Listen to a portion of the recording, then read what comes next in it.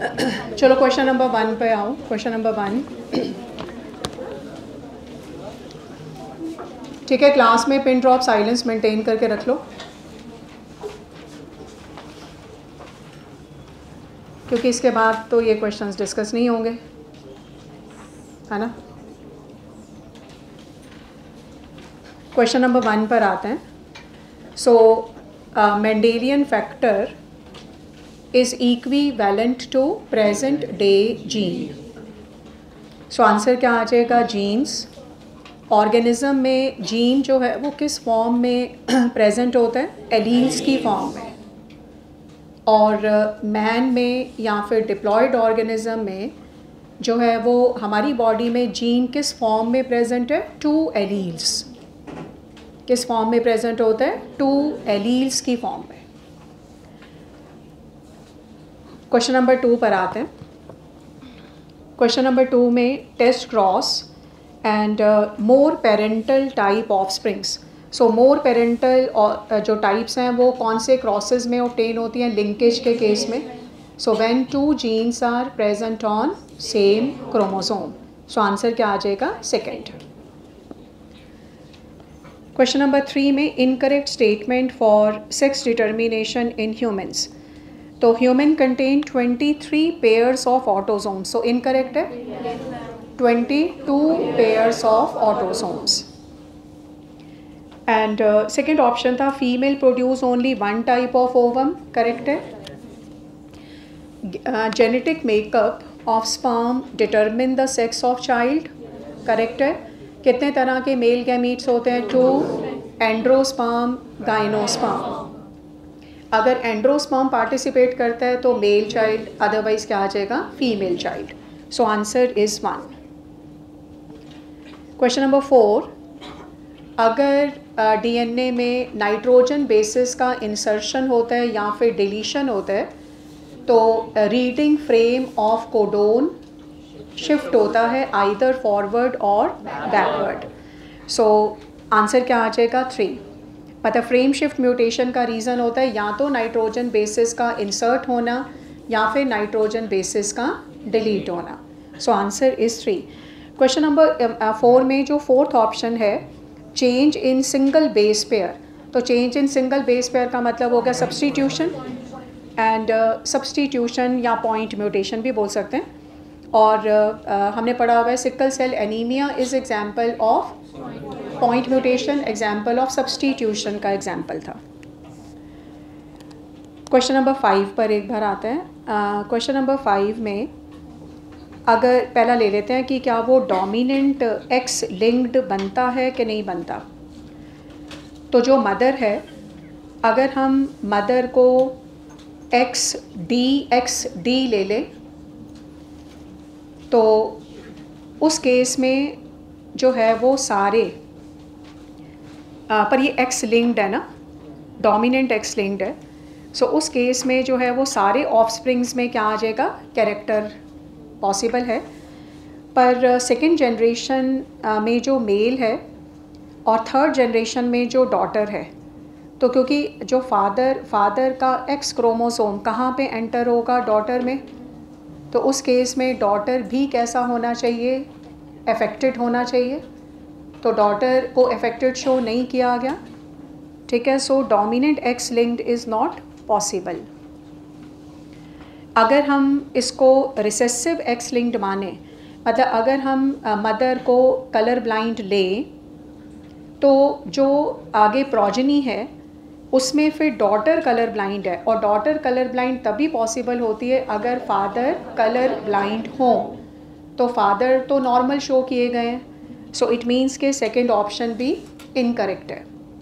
Third, Y linked possible नहीं है क्योंकि जो फादर है उसमें कैरेक्टर अंडर स्टडी गिवन नहीं है। एंड साइटोप्लाज्मिक या माइटोकॉन्ड्रियल इनहेरिटेंस को अगर हम लेते हैं तो आंसर क्या आ जाएगा? 4। इसको ना एक बार थोड़ा सा समझ लेते हैं। फर्टिलाइजेशन के टाइम पर जो फीमेल गैमीट है, फीमेल गैमीट का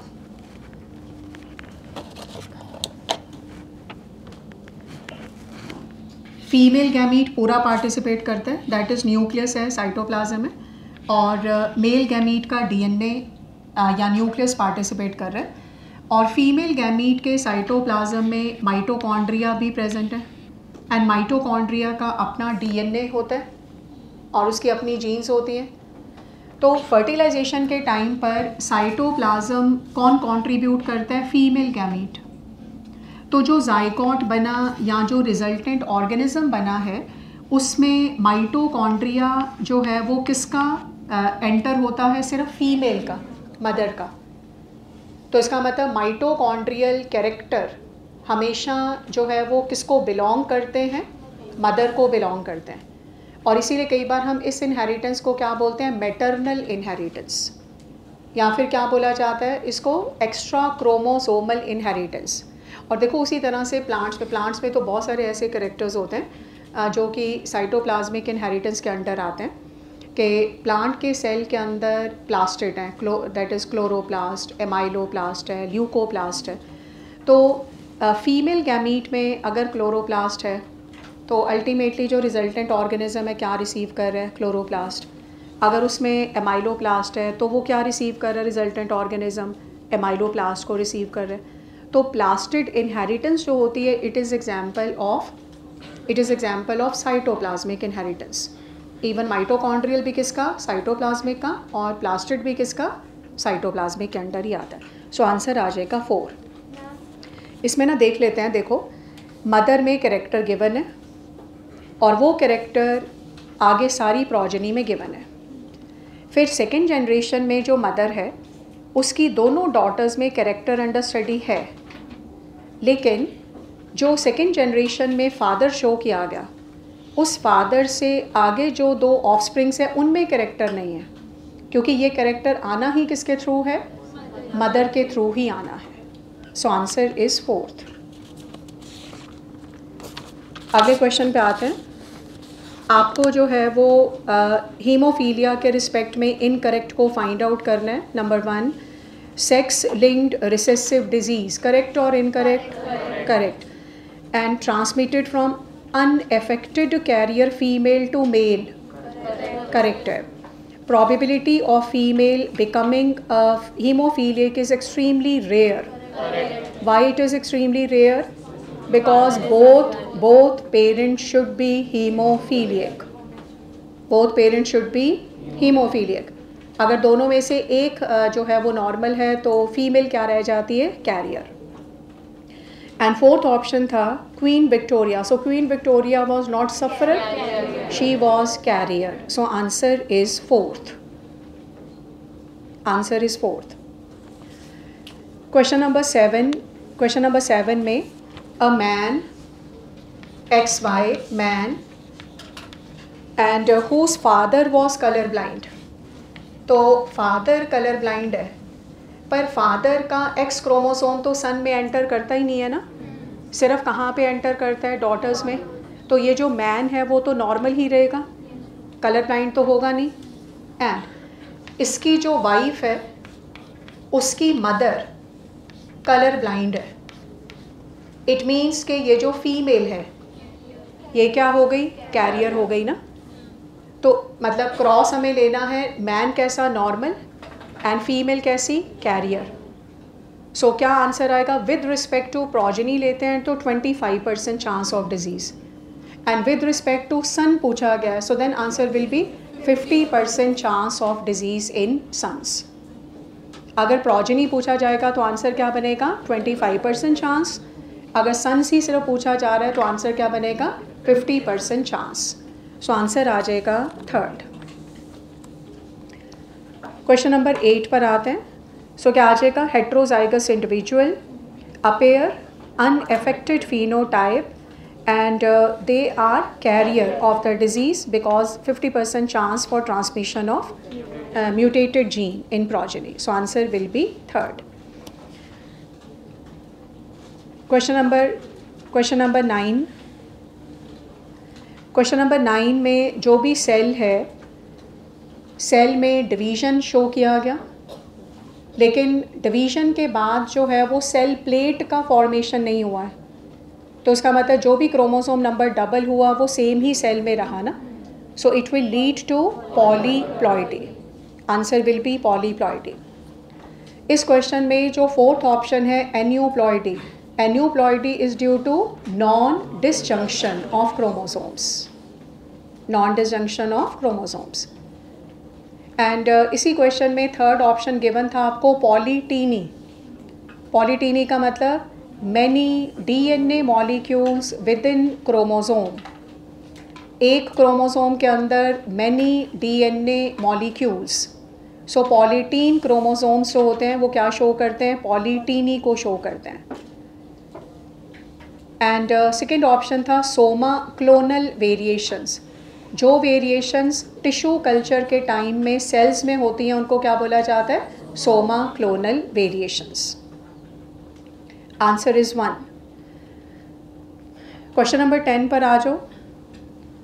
क्वेश्चन नंबर 10 में first option 100% parental combinations and second है कि डाई हाइब्रिड क्रॉस का F2 फिनोटिपिक रेशो 9331 की जगह पे 3:1 है एंड टेस्ट क्रॉस रेशो 1111 की जगह 1:1 है। So first, second and third, they are that is statements with respect to complete linkage. All three statements are with respect to complete linkage. को ना लिखा हो क्वेश्चन में, आपको इनमें ऑड स्टेटमेंट को अलग करना है ना। और फोर्थ स्टेटमेंट है that is linked genes tend to separate frequently, ये रॉन्ग हो गया ना। सो इन चारों स्टेटमेंट में first second third statements they are related to one process, so fourth is not related to that particular process. So answer will be fourth. एक बार ना सारे सुन लो, unlinked gene and linked gene ना। अगर जीन अनलिंक्ड है तो डाई हाइब्रिड रेशो था 9331 और dihybrid test cross ratio था 1111। अगर जीन लिंक्ड है तो डाई हाइब्रिड रेशो डिफरेंट है। वो क्या रेशो होगा, वो जब हम क्रॉस परफॉर्म करते हैं तभी सामने आता है। पर अगर वो कंप्लीट लिंकेज है तो वो फिक्स रहेगा, क्या रहेगा, 3:1। अगर वो कंप्लीट लिंकेज है तो वो फिक्स रहेगा, क्या रहेगा, 1:1। ठीक है, so answer is fourth. Question number 11, which statements are false? Number 1, dominant allele determine phenotype when paired with recessive allele. Dominant, that is correct or incorrect? Correct. Number 2, recessive allele is weaker. Correct or incorrect? Incorrect. And fourth option है dominant allele is always better. It is incorrect. That is myotonic dystrophy is due to dominant gene. Huntington's chorea is due to dominant gene. So again that is straight hair जो है वो recessive है, तो curly hair क्या है, dominant है। तो curly hair वाला कोई ज़्यादा स्ट्रॉन्ग है और स्ट्रेट हेयर वाले कोई वीक है, ऐसा तो कोई नहीं है। एंड थर्ड ऑप्शन था recessive allele do not show effect when it is present along with dominant allele. So A वाला करेक्ट है और कौन सा करेक्ट है, सी वाला। सो आंसर क्या आ जाएगा, third. B and D are not correct. हाँ जी,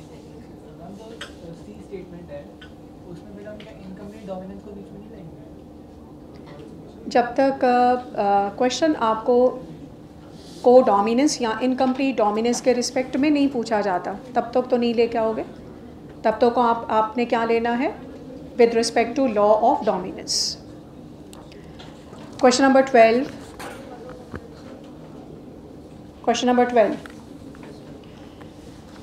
प्लियोट्रॉपी का केस है और इसको हमने स्टडी किया था, size of starch grains in pea. And first option पे आ जाओ, कैपिटल बी जीनोटाइप होने पे शेप ऑफ सीड क्या रहेगा, राउंड, एंड ग्रेन का साइज़ क्या था, large. Capital B small B होने पर शेप ऑफ सीड क्या रहा? राउंड. क्या रहा? राउंड. एंड स्मॉल बी होने पर शेप क्या है? रिंकल्ड है. तो इसमें जो है वो थर्ड स्टेटमेंट रॉन्ग है. कैपिटल बी स्मॉल बी किसको लीड करेगा? राउंड शेप को लीड करेगा. और यहाँ पे लिखा हुआ है intermediate size of seed. So this ये वाली जीन जो है वो सीड के साइज़ को कंट्रोल नहीं करता. किसको कंट्रोल करता है? सीड के शेप को कंट्रोल करता है. And size of starch grains को कंट्रोल करता है. Answer is 1. That is 1 and 2 statement correct है. क्वेश्चन नंबर 13 पर आ जाओ.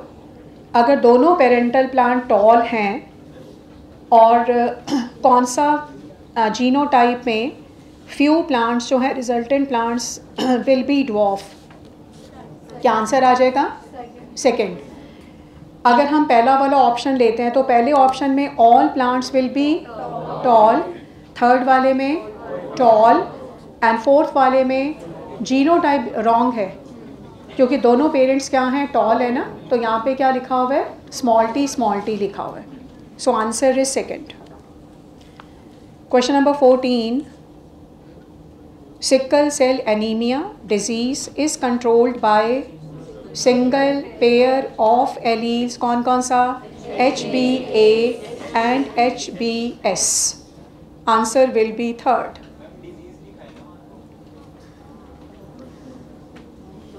अपने नोट्स ओपन करो. जिन लाइंस को अंडरलाइन किया गया, जिन लाइंस को सर्कल किया गया, NCERT में आपने जिनको सर्कल किया, अंडरलाइन किया, मतलब कुछ स्टेटमेंट्स या कुछ क्वेश्चंस ऐसे होते हैं जो हमने बहुत बार क्लास में किए होते हैं. तो मैं एक्चुअल में ज़्यादा NCERT को लेकर नहीं बोल रही क्योंकि मतलब पर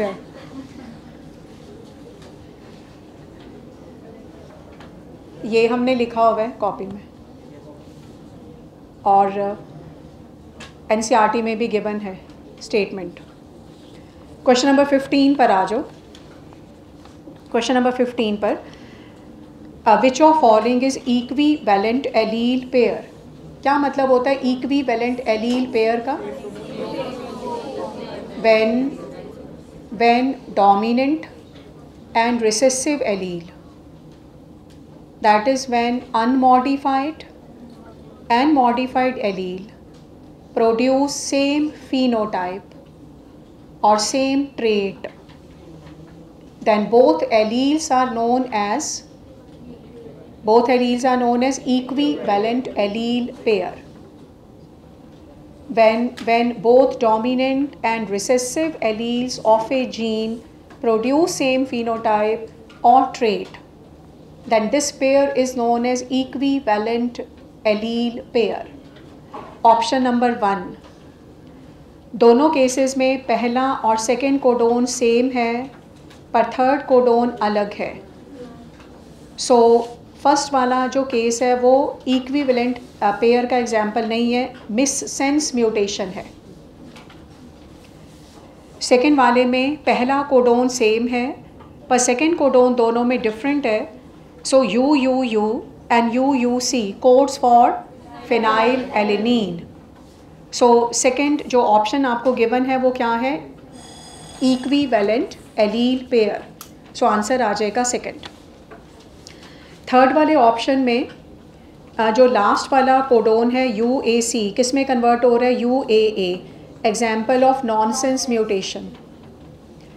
एंड फोर्थ वाले केस में UGG changing to UGA, again it is example of nonsense mutation. So answer आ जाएगा सेकेंड. अगला question. Mendel's laws were extended in form of chromosomal theory of inheritance. Who united knowledge of only certain united knowledge of chromosomal movement and Mendelian principles. Answer second आ जाएगा. अगले question पे आते हैं. Assertion है a good correlation was drawn between Mendel's laws, segregation and assortment of chromosome during meiosis. And reason given है gametes are part of chromosome. क्या आ जाएगा आंसर? 1. आंसर क्या आ जाएगा? Genes are part of chromosome. So answer क्या आ जाएगा? 1.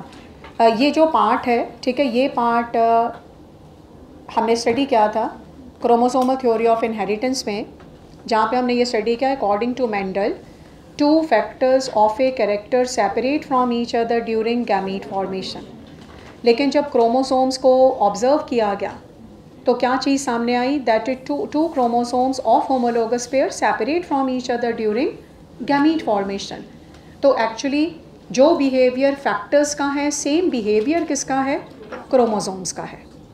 सो because according to Mendel law of segregation is shown by factors and but लेकिन जो सेग्रीगेशन है और असॉर्टमेंट में कोई फ़र्क नहीं आ रहा, बिकॉज फैक्टर्स और genes are part of chromosome. So answer क्या आ जाएगा? 1.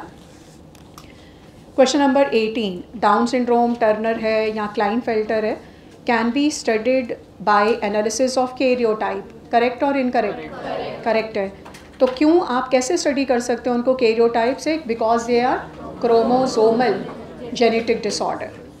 तो यहाँ पर अगर क्रोमोसोम का नंबर बड़ा हुआ है तो भी पता लग जाता है, अगर क्रोमोसोम में कोई ट्रांसलोकेशन वगैरह है तो भी कैरियोटाइप से आइडेंटिफाई हो जाता है. So answer is 1. Question number 19. Human genetics में pedigree study is a strong tool. Correct है, बिकॉज पैडिग्री को हम यूज़ करते हैं for study of inheritance of specific trait, abnormality या फिर डिजीज़. सो आंसर क्या आ जाएगा? 1. आंसर क्या रहेगा? 1. Question number 20. जो क्वेश्चन नंबर 20 है वो आपने स्टडी किया था chromosomes play important role in sex determination. It was evident after work of Henking and Henking का वर्क किसके ऊपर था? इंसेक्ट्स के ऊपर. सो आंसर क्या आ जाएगा? 4th, that is insects. Question का मतलब है, मैंने आपको ये क्वेश्चन क्लास में भी कराया हुआ है. क्वेश्चन का मतलब था कि क्रोमोसोम्स जो हैं they play important role in sex determination and it became evident by नहीं, पानी नहीं.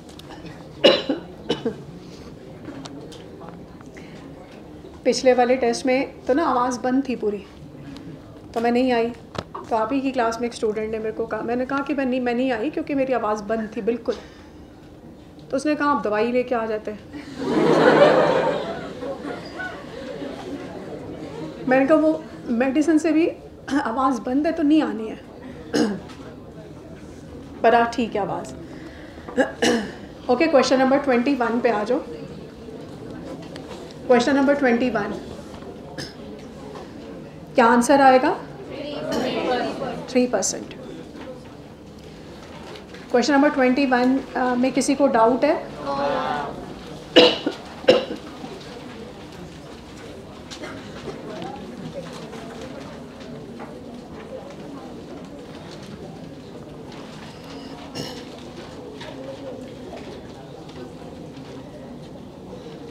क्वेश्चन नंबर 22 पर आओ. A typical nucleosome contains how many base pairs? 200 base pairs. In complete linkage, recombinants are not formed. Number 3, histones are rich in lysine and arginine. So statement number 1, 2 and 3 जो है वो क्या है? Incorrect है. और statement number 4 जो है वो क्या है? करेक्ट है. आंसर क्या आ जाएगा? 1. Statement A B C statement incorrect है और डी वाला स्टेटमेंट करेक्ट है. आपको रॉन्ग स्टेटमेंट फाइंड आउट करना है. सो आंसर क्या रहेगा? 1. जो ना लास्ट वाला स्टेटमेंट है ये हमने स्टडी किया था जब आपने सोलेनॉइड मॉडल स्टडी किया क्रोमोसोम का। DNA wrapped over core body, so क्या बना, nucleosome. So DNA along with nucleosome को ही हमने सोलेनॉइड क्या बोल दिया, chromatin. This chromatin fibre undergo coiling, so क्या बना, सोलेनॉइड। सोलेनॉइड की further coiling super solenoid, and super solenoid जब बनता है उसके बाद मान लो ये क्रोमोसोम का सेंट्रल कोर है, एंड क्रोमोसोम के सेंट्रल कोर में सिर्फ NHC है और इस NHC के आसपास क्या प्रेजेंट है, सुपर सोलेनॉइड प्रेजेंट है। तो सुपर सोलेनॉइड इस तरह से प्रेजेंट नहीं है, ठीक है, एक बड़ा उलझा हुआ धागा, और उस उलझे हुए धागे को बस आप इसके चारों तरफ लगा दो, वो क्या बन जाता है, स्ट्रक्चर बन जाता है। सो जो NHC प्रोटीन होती है, ठीक है, वो हायर लेवल की जो कॉइलिंग है, दैट इज़ लास्ट लेवल की जो कॉइलिंग होती है, उसमें रोल प्ले करता है। सो आंसर क्या आ जाएगा, डी वाला करेक्ट है। सो आंसर क्या है, 1। क्वेश्चन नंबर 23 पर आते हैं। टीलोमेरेज enzyme is made up of RNA plus protein. Telomerase enzyme is RNA plus protein, ribonucleoprotein. What is role of telomerase? What is role of telomerase? Formation of telomere. Formation of telomere. कौन से cells में telomeres are very long, cancer cells. हम कौन से enzyme की activity को inhibit करते हैं, टीलोमेरेज। क्वेश्चन नंबर 24 पर, जो क्वेश्चन नंबर 24 है, इसमें character under study it is size of wing. So one that is long wing dominant है और वेस्टिजियल विंग क्या है, रिसेसिव है। One parent is heterozygous, other parent is homozygous. So it means it is a cross between capital A small a into small a small a. तो ratio जो है वो क्या आ जाएगा, 1:1 आएगा। सो इसके अकॉर्डिंगली आंसर क्या बन जाएगा, सेकेंड। आंसर क्या आ जाएगा, second. It is case of monohybrid test cross, यही है monohybrid test cross.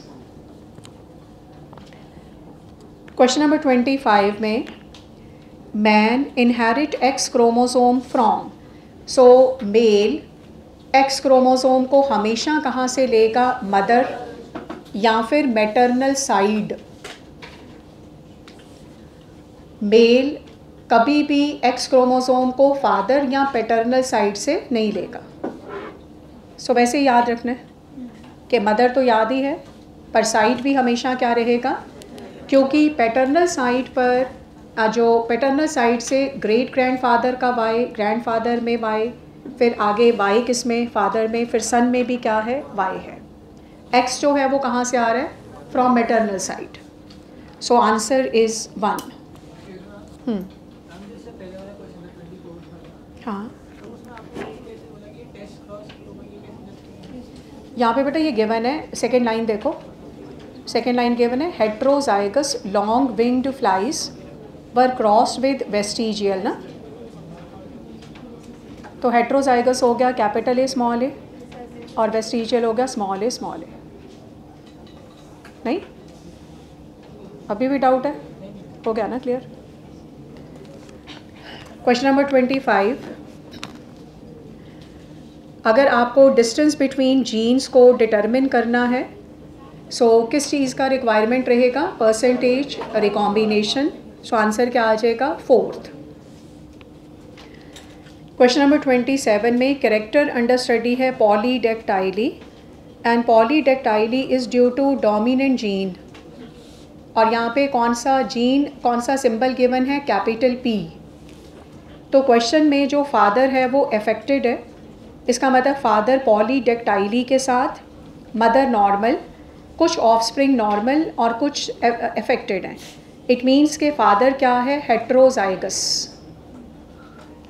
And daughter क्या आ जाएगी, हेट्रोजाइगस। एंड जहाँ पे डिजीज़ अंडर स्टडी नहीं है वो क्या रहेगा, होमोजाइगस रिसेसिव। सो आंसर क्या आ जाएगा, 4th। Question number 28। आपको ना जब भी ऐसे क्वेश्चंस आते हैं कि आप मोनोसोमिक नंबर फाइंड आउट करो या फिर आप नलीजोमिक नंबर फाइंड आउट करो, तो आप ना डायरेक्टली जो है वो फॉर्मूला पे आया करो। So what is monosomy, 2n-1। तो आपको n तो गिवन ही था, 10 गिवन है, तो 20 - 1 क्या रहेगा, 19 आ जाएगा। अगर इसी का टेट्राजोमिक नंबर फाइंड आउट करना होता तो 20 + 2 क्या आ जाता, 22 आ जाता। तो आपको जब भी ऐसे क्वेश्चंस होते हैं हमेशा इमीडिएटली, ठीक है, what is nullisomy, 2n-2, what is tetrasomy, 2n + 2, what is monosomy, 2n-1, तो आसानी से क्वेश्चन जो है इजीली हो जाएगा। Answer is 4। क्वेश्चन नंबर 29 में कौन सा स्टेटमेंट करेक्ट है? सो 1, 2 एंड 3 स्टेटमेंट क्या है, करेक्ट है। स्टेटमेंट नंबर 4 है Sutton united knowledge of chromosomal movements and Mendelian principles. So यहाँ पे लिंकेज की जगह पे क्या आएगा, chromosomal movements. So answer is 3rd, statement A, B, C are correct. Question number 30 में लिंकेज का केस है और हमेशा पेरेंटल कॉम्बिनेशन का नंबर जो है वो क्या रहेगा, ज़्यादा। सो आंसर क्या रहेगा, 3rd। Answer will be 3rd, parental combinations are more. Question number 31, behaviour of chromosome parallel to behaviour of gene was noted by Sutton and Boveri. What is contribution of de Vries? Published Mendel's work in 1901 in Flora. And what is contribution of Corins? Mendel के general rules को law में status जो है उसको increase किया up to level of laws. अगले question पे आ जाओ। क्वेश्चन नंबर 32, कौन सा डिजीज़ है, Down syndrome. Down syndrome is due to non disjunction of sex chromosome या autosome, autosome. Turner Klinefelter is due to non disjunction of sex chromosome. Cat cry syndrome is due to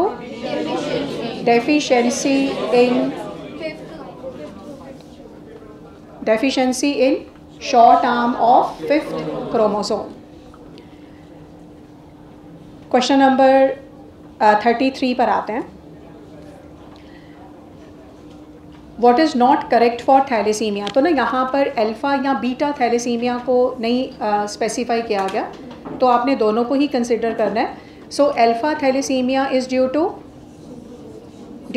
deletion और mutation, and beta is due to mutation, but the beta is not due to deletion, it is due to other type of mutation.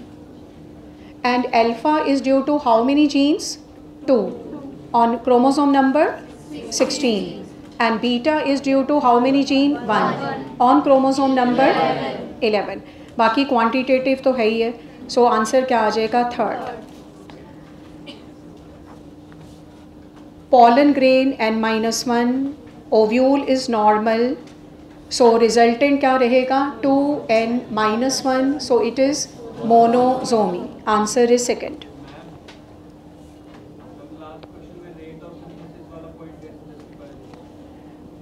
अगर number कम बन रहा है ना तो उसी को ही आप क्या बोलते हो, इसी स्टेटमेंट में ही लेते हो, क्योंकि अल्फ़ा थैलेसीमिया में अल्फ़ा चेन का नंबर कम बन रहा है और वहाँ पे कौन सा नंबर कम बन रहा है, बीटा चेन का।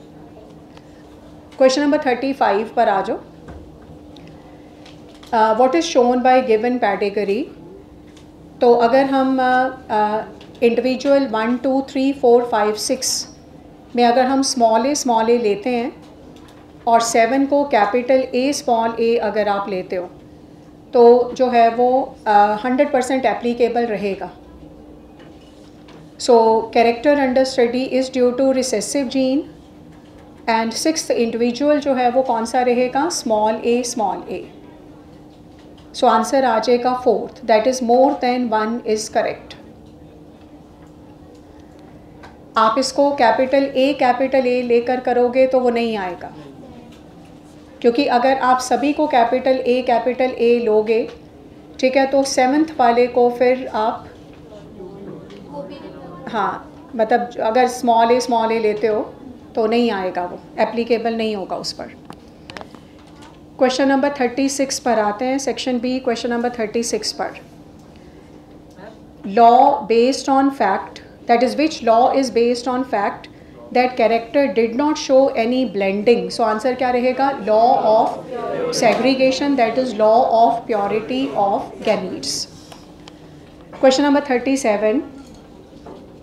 What is true about linkage? Number 1, recombinant का नंबर जो है वो हमेशा क्या रहेगा? कम. सो स्टेटमेंट नंबर 1 क्या है? इनकरेक्ट है. Statement number 2, more parental combinations are formed in F2, correct है इनकरेक्ट है? करेक्ट है. नंबर 3 पे, genotype of F1 does not appear in F2 generation. तो जो भी F1 का जीनोटाइप होता है वो F2 में अपेयर होगा ही होगा. सो थर्ड वाला जो स्टेटमेंट है वो क्या है? इनकरेक्ट है. एंड फोर्थ वाला, it is phenomenon in which 2 chromosomes are linked, ये भी क्या है? रॉन्ग है. सो करेक्ट कौन सा है? बी वाला. सो आंसर क्या आ जाएगा? सेकेंड. आंसर क्या आएगा? मैं क्या बोल रही हूँ? आंसर क्या है? सेकेंड है. ठीक है, answer is second. Question number 38 पर आ जाओ. सो मेंडल के कौन से क्रॉस में टॉल एंड ड्वार्फ प्लांट को लिया गया? मोनोहाइब्रिड, डाईहाइब्रिड या trihybrid? Monohybrid. On basis of monohybrid cross Mendel gave how many rules? 2. Dominance and segregation. So answer will B second, dominance and segregation. 39. Choose correct option for Klinefelter. So trisomy भी है, B वाला है, D वाला है और ई वाला है. और इसमें जो सी है 21st ट्राइजोमी, वो किस पे एप्लीकेबल रहेगा? डाउन सिंड्रोम पर. सो आंसर आ जाएगा सेकेंड. क्वेश्चन नंबर 40, क्या आंसर रहेगा? फोर्थ. 41. अगर ऑफस्प्रिंग का ब्लड ग्रुप O है, मदर फादर का blood group A and B है, it means mother and father are heterozygous for blood group A and B. Answer is third. Question number 42 में X0 type of sex determination, it is reported in insect. मैंने ना आपको ये वाला जो question है X0 वाला, ये क्लास में बहुत बार आपको DPT में भी आया, और मैंने आपको ये बोला कि X0 and one is X0 XX. So XXX0 वाले को ही सिर्फ क्या बोला जाता है? X0. और X0 XX जो बटरफ्लाइज वाला है उसके लिए हम X0 XX करके ही बोलते हैं, या फिर Z0 ZZ करके ही बोला जाता है. तो जब भी आपको X0 आएगा, answer will B grass hopper या फिर insect. Answer is 1. A genome represents complete set of chromosome. Man में कितने जीनोम्स प्रेजेंट होते हैं? मैन में कितने जीनोम्स हैं हर सेल में? 2 जीनोम्स. तो ह्यूमन बीइंग्स का मोनोप्लॉइड नंबर कितना? 23. And haploid number 23. पॉलीप्लॉइड का मोनोप्लॉइड नंबर एंड पॉलीप्लॉइड नंबर जो है वो क्या हो जाता है? डिफरेंट हो जाता है. क्वेश्चन नंबर 44, आपको स्टेटमेंट फाइंड आउट करना है with respect to linkage group. So पहला स्टेटमेंट है genes present on single chromosome, correct है या इनकरेक्ट? करेक्ट है. They show independent assortment, wrong. They does not show independent assortment. Correct. In prokaryote, more than one linkage group. Only one. So answer आ जाएगा fourth. Which statement is correct? Number 1, frequency of recombination used in gene mapping. Number 2, many variations in Drosophila.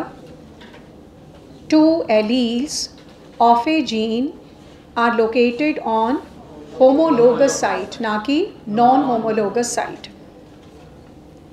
And fourth है कि Mendel ने जब toll F1 toll को selfing perform किया तो F2 generation के plants पर टॉल एंड डवार्फ. सो सी वाला रॉन्ग है, डी वाला रॉन्ग स्टेटमेंट है. आंसर क्या आ जाएगा? थर्ड. Question number 46 incorrect. तो इसमें आंसर क्या रहेगा? थर्ड, क्योंकि फ्लावर की पोजीशन में एक्सिलरी क्या रहेगा? डोमिनेंट है. अगला question PKU example of pleiotropy and it is due to recessive gene present on chromosome number 12. कौन सी चीज़ इकोमुलेट होती है ब्रेन में? Phenylalanine. एंड किसको लीड कर जाता है? मेंटल रिटार्डेशन को लीड करता है. Answer is third. Mendel's work was rediscovered in 1900. दो क्वेश्चन का आंसर सेम ईयर है. Mendel's work remained unnoticed till 1900 and Mendel's work was rediscovered in 1900. Similarly, 1 year is answer of 2 different questions. That is, first transgenic cow Rosie developed in 1997 and patent for basmati rice was granted in 1997. ठीक है, तो 1997 भी 2 questions के answer है और 1900 वाला भी. Question number 49, gamete चाहे मोनोहाइब्रिड का है या डाई हाइब्रिड का या ट्राई हाइब्रिड का, हर जीन की कितनी एलील्स को कैरी करेगा? Single allele. Answer is fourth. Transposons are responsible for translocation and they are biological and chemical mutagen या only biological? Only biological and not discovered by Mendel. So answer क्या आ जाएगा? 1.